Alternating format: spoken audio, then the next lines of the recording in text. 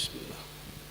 الحمد لله رب العالمين والصلاة والسلام على أشرف الأنبياء والمرسلين سيدنا محمد وعلى آله وصحابته أجمعين، وبعد. حاضرين جميعا الحبايب والأساتذة، نستسمعكم عذرا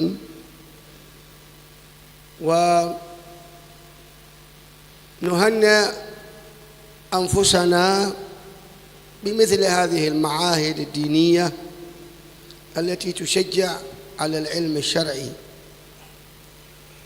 Beliau memulai ceramahnya dengan memuji Allah Subhanahu wa taala, kemudian bersalawat kepada Nabi Muhammad sallallahu alaihi wasallam. Kemudian beliau mengucapkan yang kami muliakan para habaib dan para hadirin, dan beliau melanjutkan, kami sangat menyambut antusias kepada khususnya diri kita panjenengan semuanya dengan perayaan semacam hari ini, yaitu memberikan penghargaan kepada penuntut ilmu. ما زلنا أو ما زالت إندونيسيا وأنتم أعلم مني بهذا بحاجة شديدة إلى فتح المعاهد، لأنه لو حسبنا عدد السكان إندونيسيا فالمعاهد يعني ما تسع، يعني كم ثلث؟ هل المتوجهين للعلوم الشرعية ثلث السكان؟ هل المعاهد الموجودة في إندونيسيا كافية لثلث السكان؟ هل نصف السكان؟ كم النسبة؟ الأعداد، عدد إندونيسيا كبير جدا، ولهذا لما ننظر إلى الخارجين من إندونيسيا إلى اليمن مثلا، نجد أنها مع أنها تعتبر كثيرة، لكن بالنسبة لسكان إندونيسيا يعتبر قليل. أين الباقون؟ أين ذهب الباقون؟ Kita secara umum Indonesia ini masih sangat membutuhkan dibukanya pondok-pondok yang baru, dikarenakan dilihat dari sisi jumlah penduduk negeri Indonesia. Karena kalau dilihat dengan pondok-pondok yang sudah ada di Indonesia sekarang, mungkin yang ada di pondok-pondok pesantren ini tidak sampai sepertiga dari penduduk negeri Indonesia. Berbeda dengan negeri kami yang ada di Yaman. Kalau dibandingkan penduduk Indonesia, seakan-akan lebih banyak pondoknya daripada penduduknya, karena penduduk Yaman sangat sedikit. ولهذا علينا أن نتعاون معا لفتح مثل هذه المعاهد التي تجمع بين، كما يقال، بين الحداثة وبين الأصالة، بين القديم وبين الجديد. Oleh karena itu kita hendaknya saling tolong menolong, seperti contohnya dengan adanya pondok pesantren ini, karena hal tersebut sangat melangsungkan, memelihara daripada ajaran Islam. Contohnya antara yang lama dengan yang baru, maksudnya orang yang sepuh dengan orang yang muda. فالشهادات ودخول الطلاب في العالية أو في الجامعات مهم جدا، لأنه وضع تكوين البلاد بشكل عام يتكلم مع أصحاب الشهادات. لن يكون العالم له تأثير كثير وله كلمة مسموعة إلا عندما يحمل مثل هذه الشهادات التي يعترف بها الكثير، لكن يضم مع هذه الشهادة يضم العلم ويضم العمل ويضم الإخلاص، فيكون عالم رباني سلوكي، ومع هذا يحمل أيضا شهادة. Di zaman semacam ini, atau kita menyebutnya dengan ijazah, kalau bahasa Arabnya syahadah, sangat diperlukan sekali. Walaupun kadangkala seseorang itu alim, walaupun tidak memiliki ijazah, sudah bisa bermanfaat di masyarakatnya. Akan tetapi zaman yang menuntut seseorang kalau bisa mereka memiliki yang namanya titel, atau kita nyebutnya ijazah. Tapi hendaknya seorang tersebut bukan hanya sekedar memiliki ijazah atau titel, tapi betul-betul memiliki ilmu. Dia mengamalkan dengan ilmunya. Dia kemudian ikhlas di dalam mengajarkan ilmunya. Jadi bukan hanya sekedar memiliki ijazah saja. وإن كانت هذه الشهادات يعني لا تزيدك علم أو لا تزيدك مقاما ولا تزيدك رفعة، إنما الرفعة والمقام الحقيقي هو بإخلاصك في طلب العلم ومستواك العلمي الحقيقي، مستواك العلمي الذي توصلت إليه، العلم النافع الذي انتفع به الناس منك والذي استطعت أن تبلغه إلى غيرك.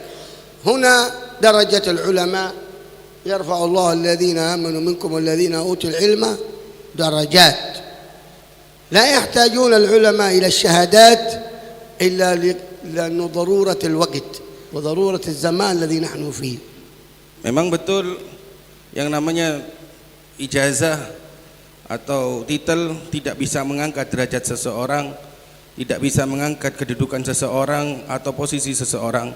Yang bisa betul-betul mampu mengangkat derajat seseorang di sisi Allah yaitu ilmunya dan mengamalkannya, maka bisa mampu mengangkat kedudukan seseorang tersebut di sisi Allah Subhanahu wa taala, sebagaimana Allah Subhanahu berfirman, Allah Subhanahu wa taala akan mengangkat derajat orang-orang yang beriman di antara kalian dan derajat orang-orang yang menuntut ilmu. والإنسان يستمر في التعلم حتى وإن كمل الجامعات أو كمل الدكتوراه، العلم ليس له حاد، وما أوتيتم من العلم إلا قليلا. بعض الناس إذا أخذ الدكتوراه انتفخت أوداجه وانتفخت بطنه هذا، وكانوا يعني هو علامة الدنيا، ويعني ما عاد يحضر شيء من المجالس ولا عاد يسأل ولا يعني يستفسر من زملائه ولا يستنكف حتى أن يحضر درسا أو يطالع في شيء من الكتب. هذا ليست أخلاق العلماء. Seseorang yang sudah memiliki gelar yang puncak seperti contohnya doktor, kata beliau, bukan berarti itu masa berhenti seseorang untuk menuntut ilmu. Karena yang namanya menuntut ilmu itu tidak ada batasannya. Karena Allah Subhanahu wa taala berfirman, dan tidaklah aku berikan kepada kalian suatu ilmu kecuali hanya sedikit. Maka hendaknya seseorang walaupun ia sudah memiliki gelar yang tinggi, tetap ia menuntut ilmu, tetap ia bermusyawarah dengan teman-temannya, tetap ia menghadiri majelis-majelis ilmu yang ada di sekitarnya, sehingga akan menambah ilmu-ilmu yang lainnya. Habib Ahmad bin Zain لما دخل تريم لما أخذ عن الإمام الحداد كان عمره 24 تقريبا. استمر في التردد على الإمام الحداد وفي القراءة على الإمام الحداد إلى أن توفي. هيا احسب الآن 24 عمره، هو من مواليد 69، يعني 69 معناه من 1110 تقريبا، حوالي 40 سنة وهو يقرأ على الإمام الحداد. توفي الإمام الحداد وهو يقرأ في الموطأ وكذلك في شرح السنة للبغوي. Sebagaimana Al-Habib Ahmad bin Zain Al-Habasyi, ketika beliau datang ke kota Tarim, usia beliau sudah 24 tahun. Akan tetapi beliau terus-menerus menuntut ilmu kepada Al-Habib Abdullah bin Al-Haddad sampai Al-Habib Abdullah bin Al-Haddad meninggal dunia. Pada waktu itu beliau membaca kitab Muwatta dan Syarhus Sunnah, yang mana beliau termasuk kelahiran orang 96 Hijriah. كان أيضا قبل أن ينام وعمره في 70 سنة، وهو ما زال في طلب العلم وما زال يحب مجالس العلم، يقرأ قطع كبير من التحفة لابن حجر، يعني صفحات كثيرة من التحفة كل يوم قبل أن ينام، وعمره 70 سنة وما زال يحب الفقه ويطالع في الفقه ويسأل عن المسائل ويسأل عن الكتب وعمره 70. فما بال أصحاب 30، فما بال أصحاب 40، فما بال أصحاب 50. أين نحن من هذه الأخلاق؟ Padahal ketika sampai usia 70 tahun bukannya semakin menurun semangatnya menuntut ilmu, beliau semakin haus kepada ilmu, beliau semakin menuntut ilmu, bahkan mengajarkan ilmu, bahkan beliau mempelajari dari kitab Tuhfah Al-Imam Ibn Hajar. Maka mana orang-orang yang usianya 50 tahun, orang yang 40 tahun? البعض يظن أن طلب العلم للصغار، الكبار لا. يعني أنت الكبير يعني ما تحب أن تكون من العلماء؟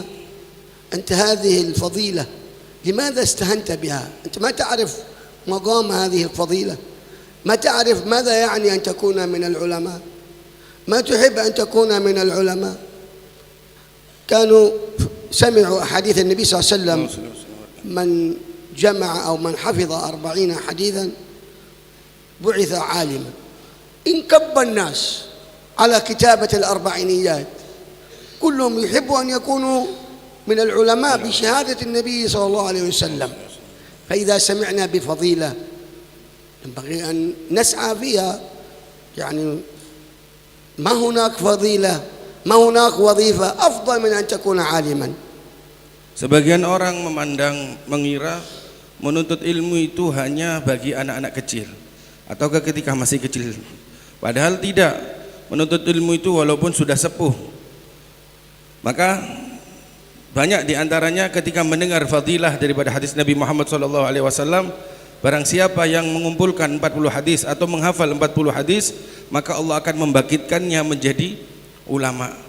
Maka hendaknya kita ketika mendengar salah satu fadilah tersebut semangat.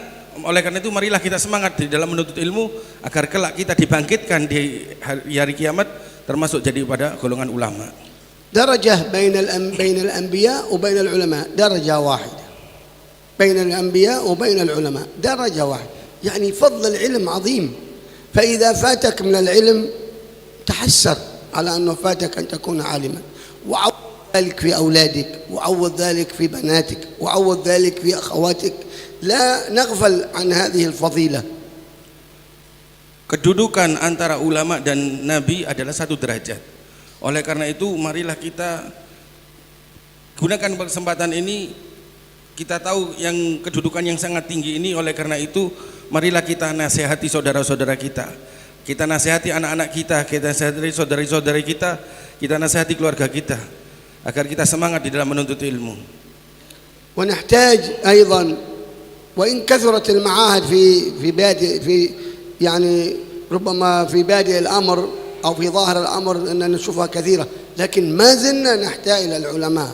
اليوم الناس كثير يعيشون في الجهل، لا يجدون من يسألون، كثير يخبطون في مسائل الفقه، في مسائل الطلاق، في مسائل النكاح، في مسائل القسمة، في مسائل الوراثة، في مسائل الشركات. اليوم ظهرت مسائل جديدة، معاملات مالية مصرفية، تحويلات، معاملات إلكترونية.